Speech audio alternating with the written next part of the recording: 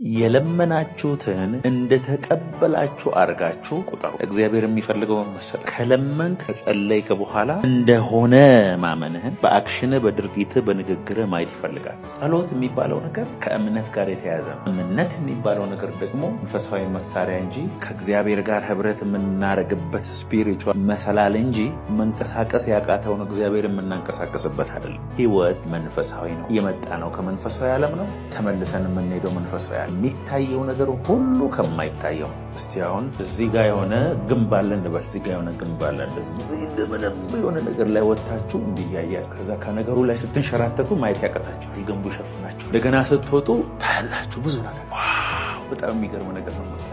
በኤደን ገነት እያለን እንደሱ ነበር የምናየው። እግዚአብሔርን እናያለን፣ መላእክቶችን እናያለን፣ መንፈሳዊ ዓለምን እናያለን። ነገሮችን ሁሉ የምናየው ከመንፈሳዊ ዓለምን ነው። ፍጥረታዊውን የምናየው ነው። አዳም ፍሬ ሲበላ ወረደ። ከዛ እይታችን ራቁታችን መሆናችንን አየ።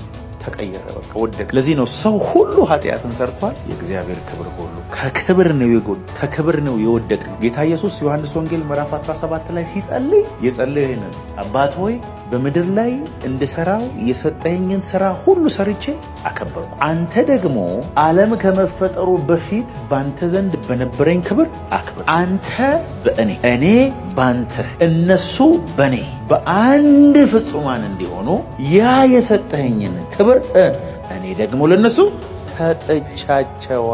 እሰጣቸዋለሁ አላለም። በጣም የሚገርመው ብዙ ሰዎች እሱ የተናገረው በዛን ጊዜ ለነበሩት ሐዋርያት ነው እንዳንል ምን አለ መሰላችሁ፣ ለነዚህ ብቻ ሳይሆን የነሱንም ቃል ሰምቶ ለሚያምኑ ጭምር የሰጠኝን ክብሬን ምን አደርጋቸዋለሁ? ሰጥቻቸዋለሁ። አሁን የሚሰጠ ክብር የለም ማለት። የተሰጠህን ክብር ግን መረዳት ያስፈልጋል።